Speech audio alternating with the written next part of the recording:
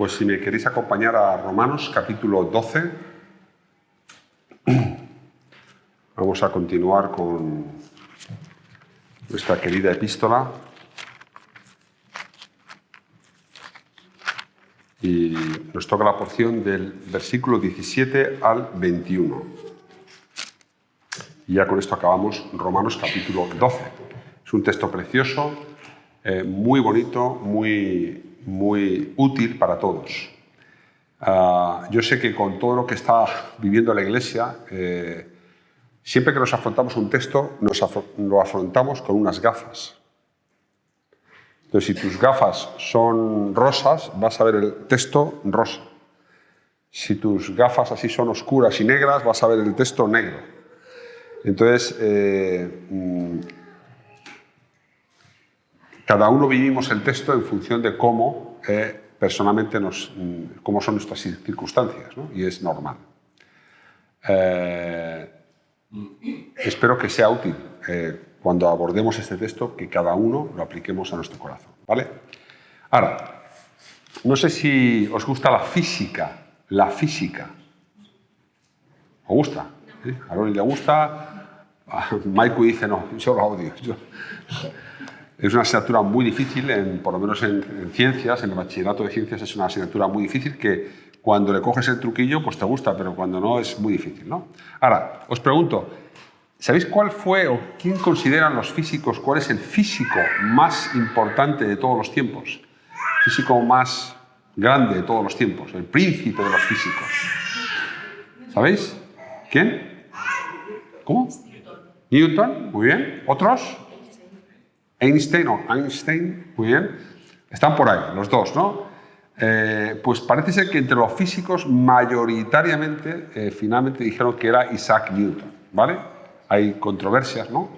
Porque él, incluso para explicar la realidad que vivía, tuvo que incluso inventar todas unas fórmulas matemáticas, el cálculo, ¿no? Por ejemplo, ¿no? Y es alguien increíble, ¿no? Estamos hablando del siglo XVII, ¿no? Mejor 17, ¿no? Vale, entonces él, dentro de las muchísimas cosas que hizo, porque hizo muchísimas cosas,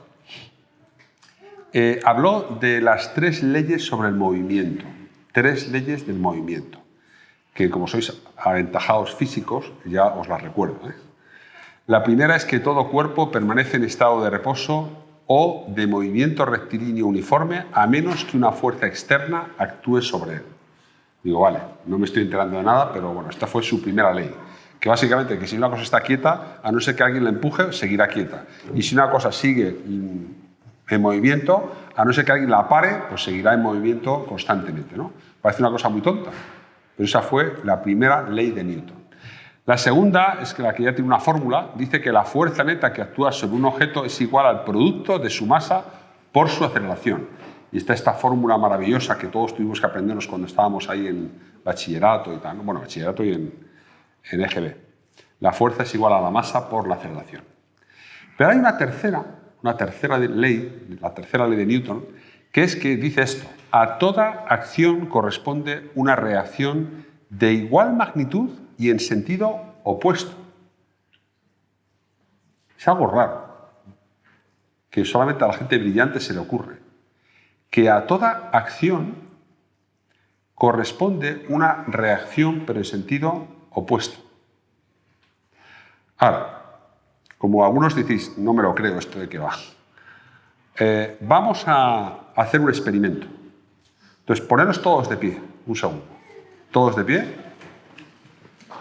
Ahora, quiero que hagáis, si podéis, un salto, pero sin pisar fuerte el suelo.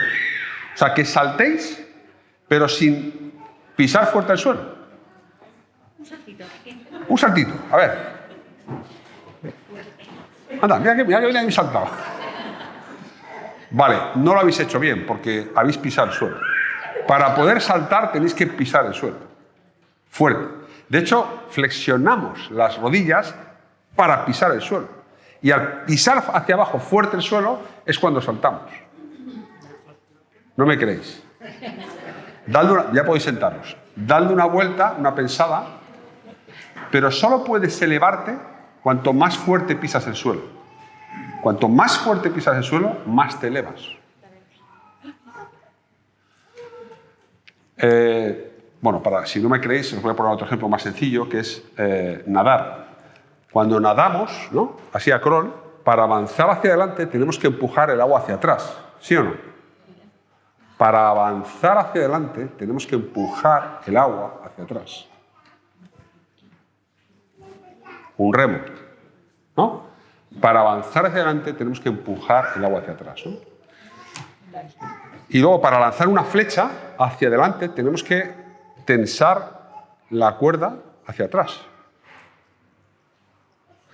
Ahora, todo esto va, que es como un árbol, ¿no? Nosotros cuando vemos un árbol vemos las copas de los árboles, pero no vemos la parte que hay detrás. Para que el árbol crezca tiene que haber, de alguna forma, algo que es como contrario, que las raíces tienen que ser profundas, ¿no? Si no son raíces profundas, el árbol se rompería al viento y se echaría a perder. Ahora, en la vida cristiana, tan importante es la acción como la reacción.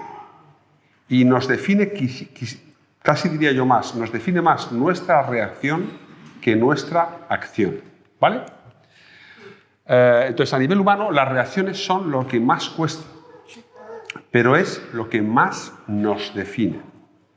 Define más cómo somos y quiénes somos, cómo reaccionamos a lo que hacemos en el día a día. Se dice que un hombre o una mujer de Dios no se mide tanto por sus acciones, sino por sus reacciones. Como se dice, ¿no?, que yo pensaba que mi marido era una persona muy sensata, sabia, tranquila, con dominio propio, hasta que tuvo hijos adolescentes, ¿no? Entonces, cuando ya los hijos empiezan a rebelarte, te complican la vida, te sale el mal genio, reaccionas, sobrereaccionas. Y esa sobrereacción define un poco cómo eres en realidad, ¿vale? Por tanto, lo que define el carácter cristiano más que cualquier otra cosa es la buena forma en la que reaccionamos. Pues como veis, el pasaje de hoy va a hablar sobre esto, sobre la reacción. Una vez, no sé si os ha pasado, conduciendo hice una pirula. ¿Entendéis lo que es Becky? No sé si te acuerdas de lo que es una pirula. Bueno, hice algo mal. Conduciendo, iba yo por un carril y de repente había un atasco enorme. Pero justo a mi derecha había un carril de aceleración. ¿Entendéis, no? Los coches se incorporan y cuando hay tráfico fluido, pues los coches se aceleran y van entrando en el carril. ¿Me entendéis todos? Los que no conducís. Pero claro, estaba todo el mundo parado.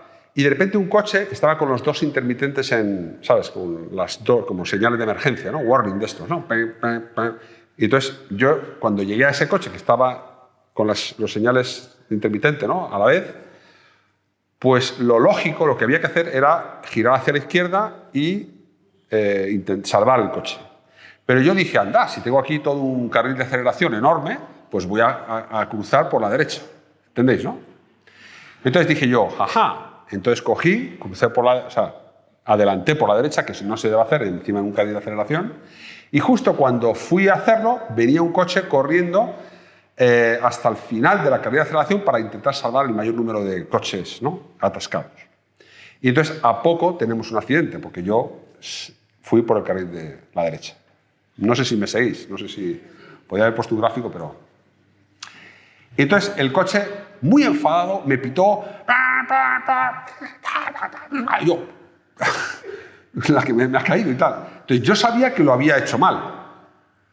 Y entonces, baja la ventanilla. O sea, estaba muy enfadado, ¿no? Y yo dije, entonces bajé la ventanilla, porque además tenía que bajarla en esa época. Tenía que bajar la ventanilla del... Me echó una bronca desmedida, ¿sabes? En mi opinión. Y al final, ¿sabéis lo que me hizo? Me hizo, porque no sé qué, no sé cuántos, y de repente hizo, y me sacó así la lengua, ¿sabes? Entonces, yo me sorprendí, y ¿sabéis lo que hice yo? Pues le hice,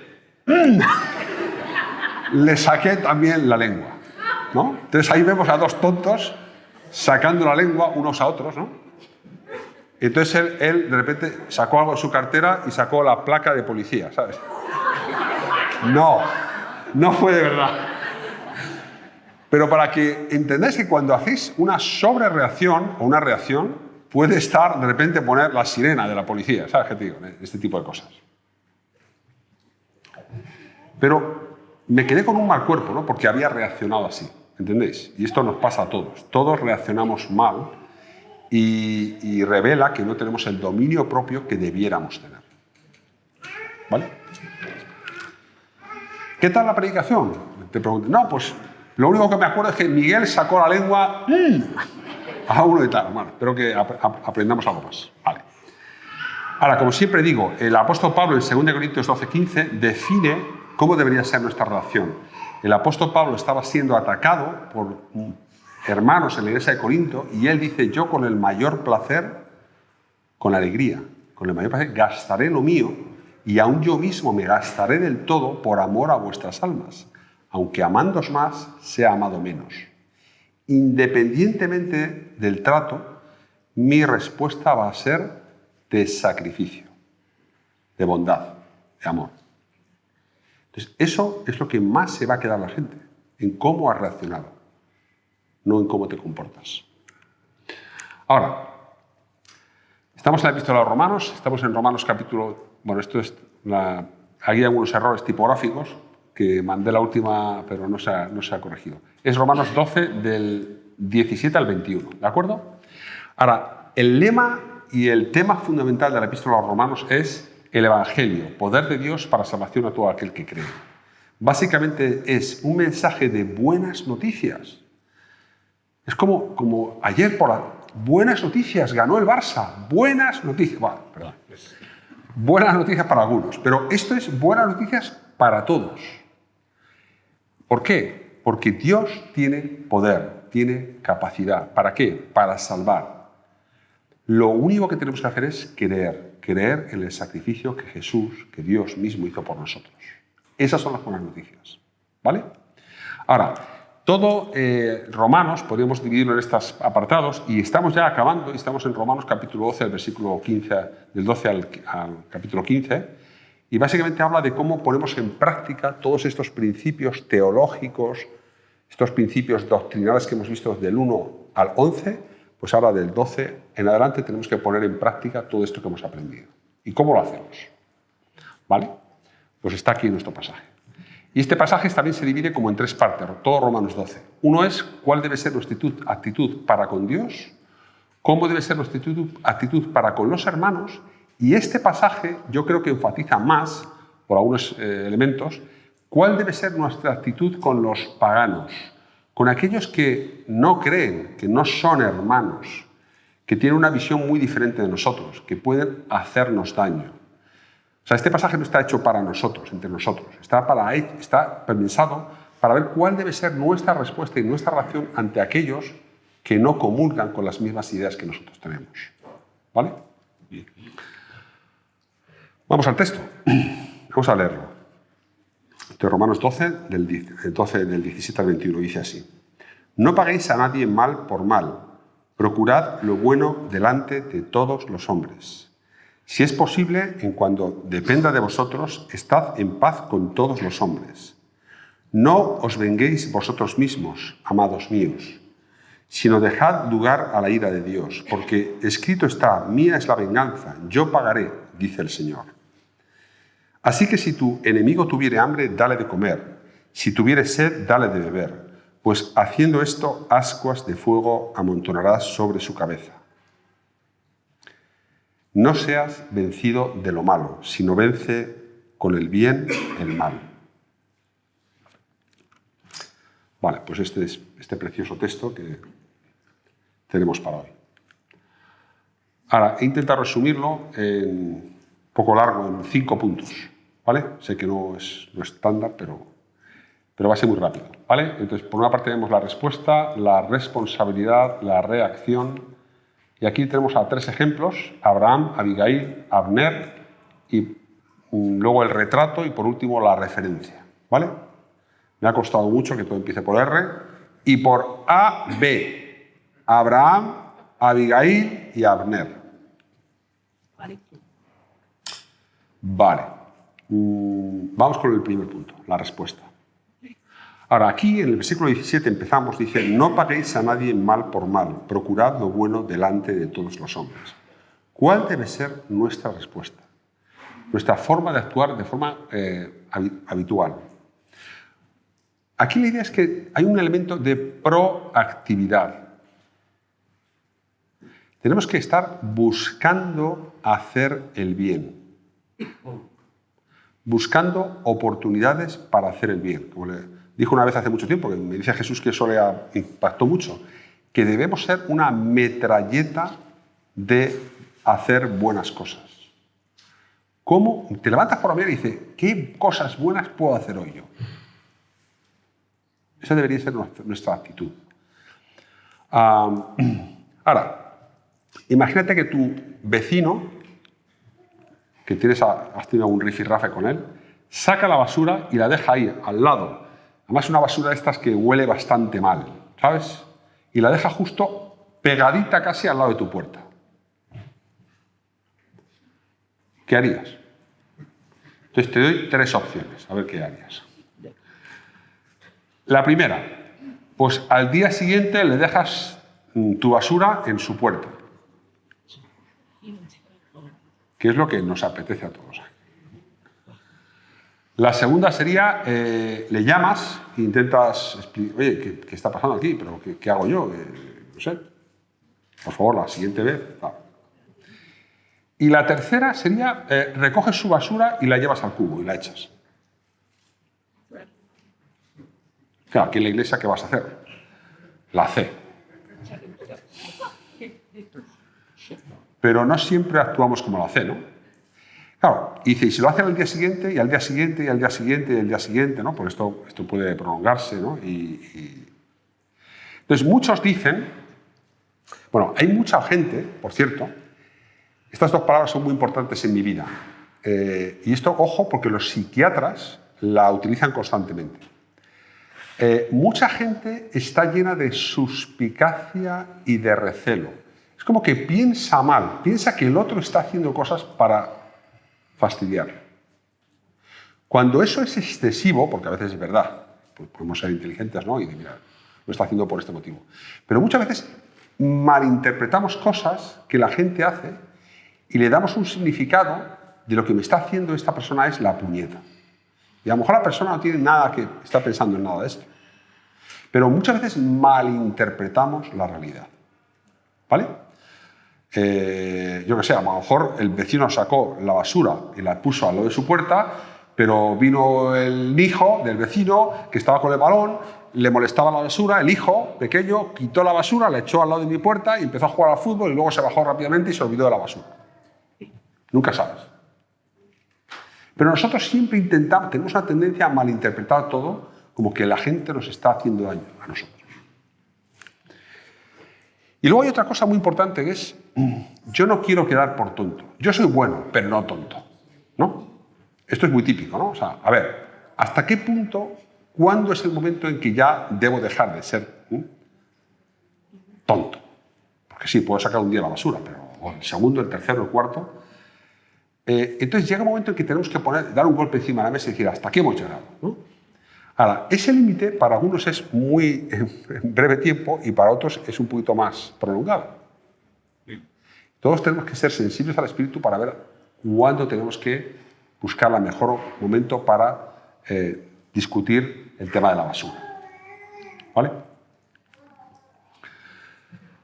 Segundo punto, y pasamos al versículo siguiente.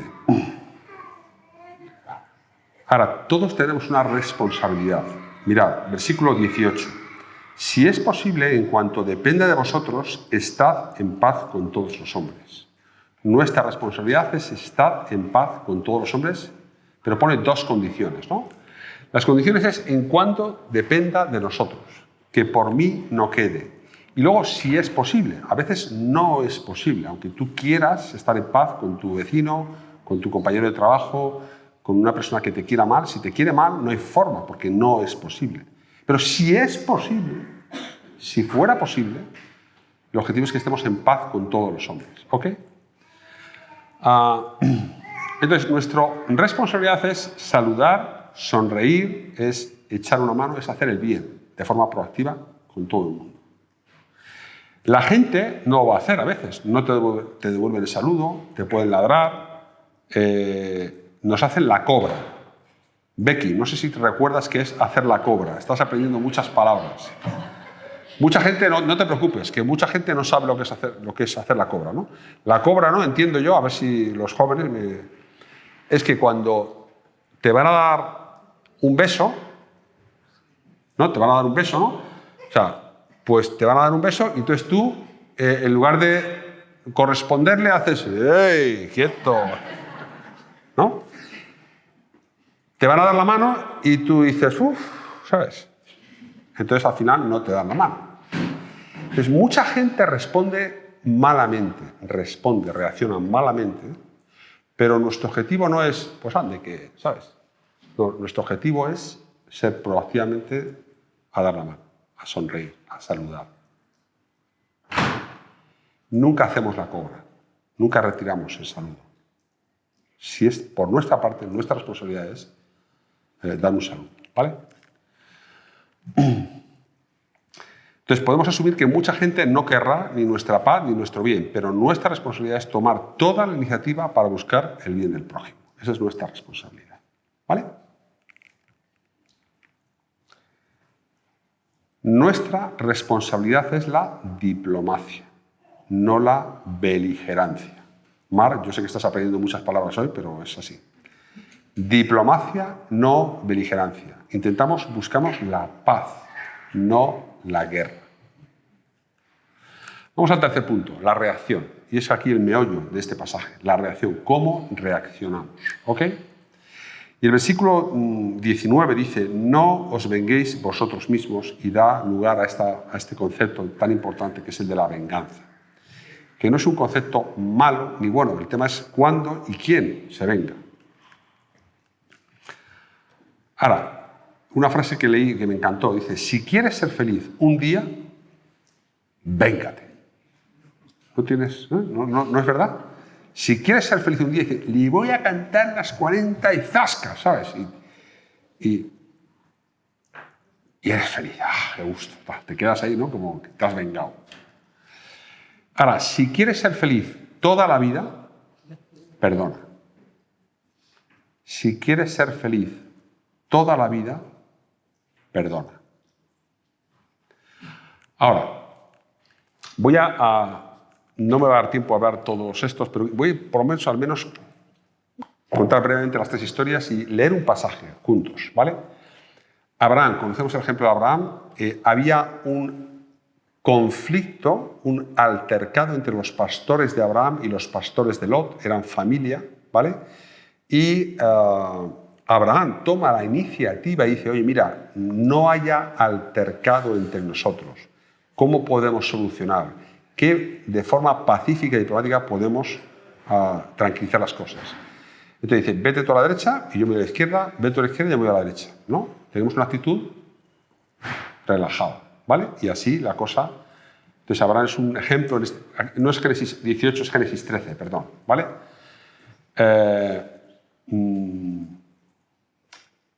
Entonces ahí Abraham cede.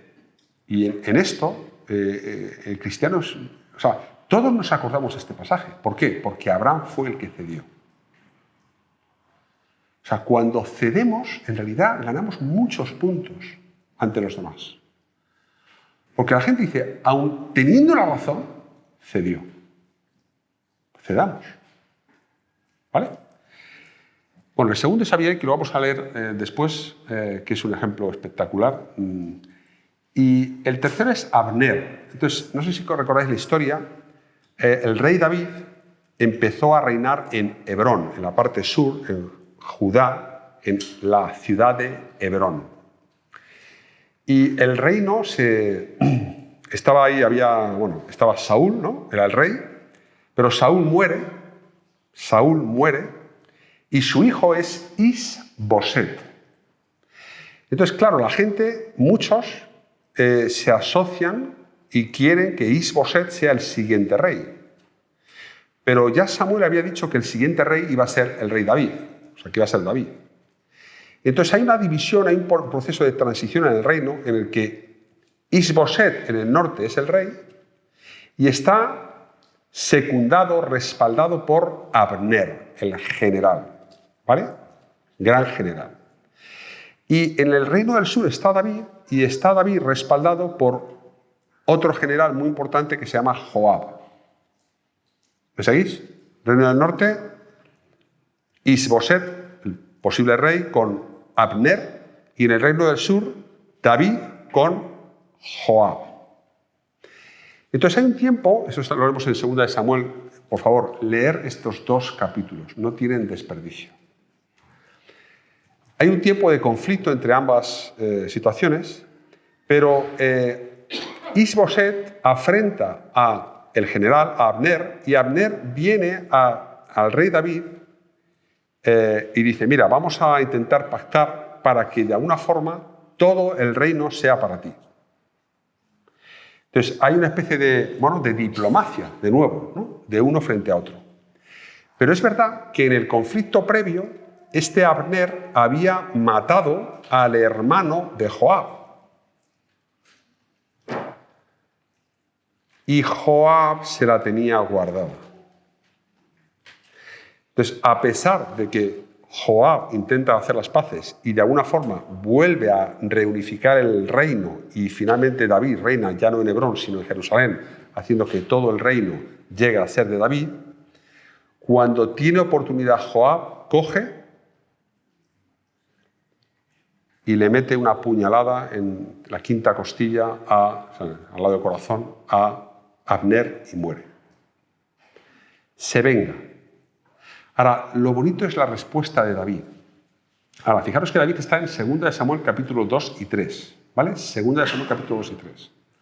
David lo que hace es, por favor, que nadie piense que yo he utilizado a Joab para matar a Abner, porque esto puede generar un conflicto enorme. Libre soy, limpio soy de la sangre de Abner. E hizo incluso una poesía para que todo el pueblo la supiera y que él no había tenido nada que ver en esa venganza. ¿De dónde aprendió tanto David sobre la venganza? ¿De que no tenía que vengarse él mismo? Pues lo aprendió de Abigail. Y vamos a la historia previa que está en 1 de Samuel capítulo 25 y siguientes. Podemos, si queréis, acompañarme, porque esto merece la pena leerlo. 1 de Samuel, si tenéis ahí vuestra Biblia, vuestro móvil, capítulo 25, y vamos a ver desde el versículo 21. Bueno, antes de esto, había un matrimonio, uno era Nabal, que la palabra Nabal significa insensato. O sea, tú imagínate que te llamen insensato, no sé si era su nombre, ¿vale? ¡Ey, insensato, ven para aquí! ¡Ey, insensato, vamos a jugar al fútbol! O sea, Nabal significa, en hebreo, insensato, ¿vale? Y estaba casado con Abigail. Entonces, los siervos de David habían protegido durante mucho tiempo a este hombre, a Nabal, y a sus pastores de diferentes enemigos, ¿vale? Habían protegido a Nabal y sus pastores. Pero David estaba siendo perseguido por Saúl, y era un ejército de, creo que 400, 600 hombres, y entonces tenían hambre, y entonces David manda a 10 jóvenes a que, por favor, dadnos algo de comer, alguna vianda, ya que hemos sido... Lo hace de forma muy diplomática, ¿vale, David? Sed buenos con nosotros, ayudadnos en nuestras necesidades.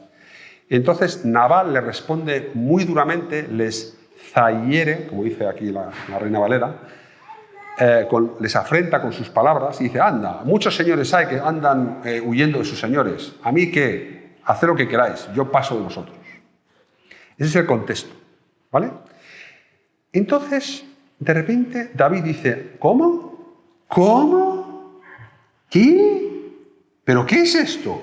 Monta y coge a, no sé si 200 o 400 a personas de su séquito que desenvainan espada.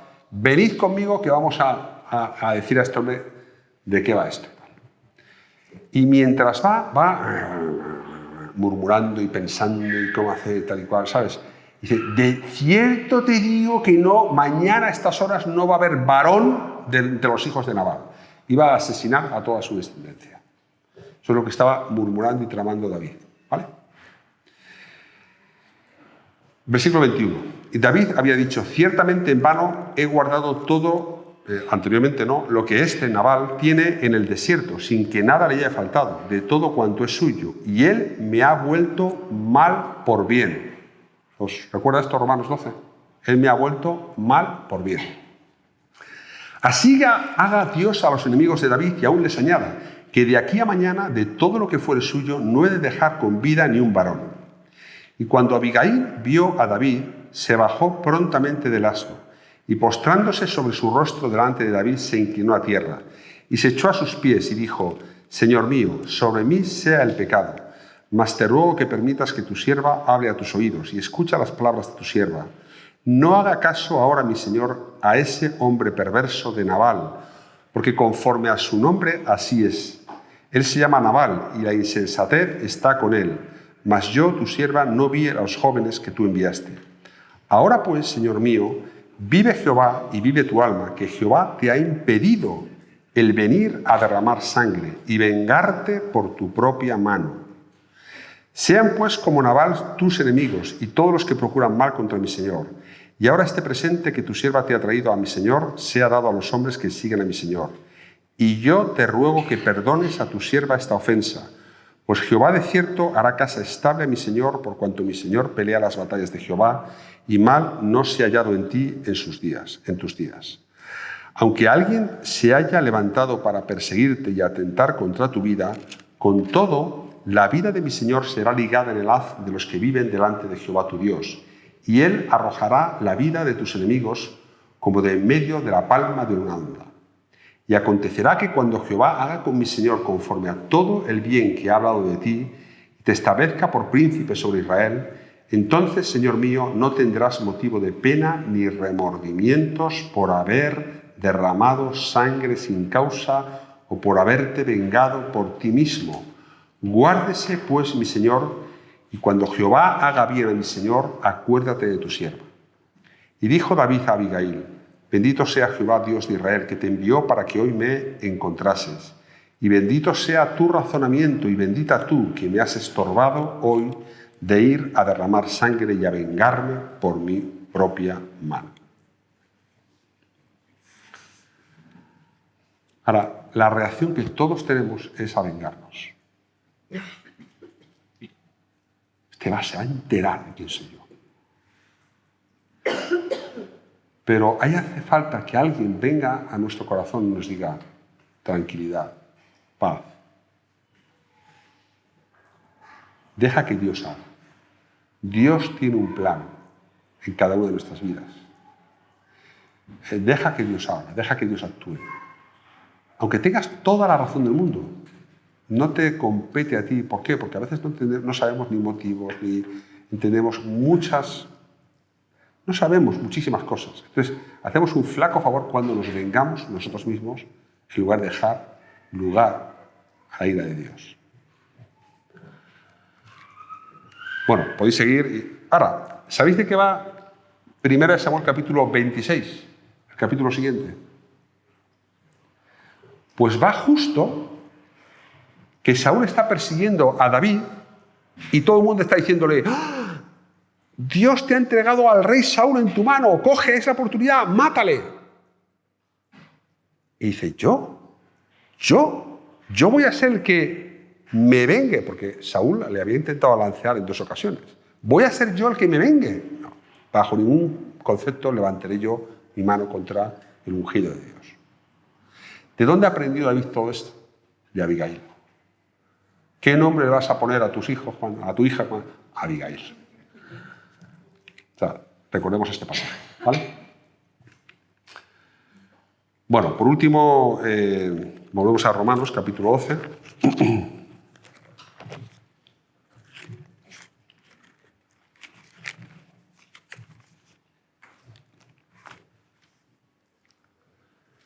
Y nos pone un ejemplo en el versículo 20, ¿no? Así que si tu enemigo tuviere hambre, dale de comer, si tuviere sed, dale de beber, pues haciendo esto, ascuas de fuego amontonarás sobre su cabeza. Realmente esto viene de un proverbio, del Proverbios 25. O sea, esa era una frase que era conocida en Israel porque se utilizaba como un proverbio, ¿no? O sea, responde a tu enemigo, si te pide hambre, si te pide pan, dale de comer, si te pide sed, dale de beber, ¿vale? Lo que pasa es que aquí en el Proverbios 25, 21 y 22, la última frase dice, y Jehová te lo pagará. O sea, la idea es un poco que Jehová sabe de todas estas cosas. Jehová hará justicia, Jehová pondrá las cosas en su sitio a su debido tiempo, ¿vale? Ahora, aquí el énfasis es que dices, no es solo vengarse, no es solamente no te vengues, es que dice otra cosa, es que tienes que encima hacer el bien. Que es tremendo lo que es o sea, esto es lo que es distintivamente cristiano.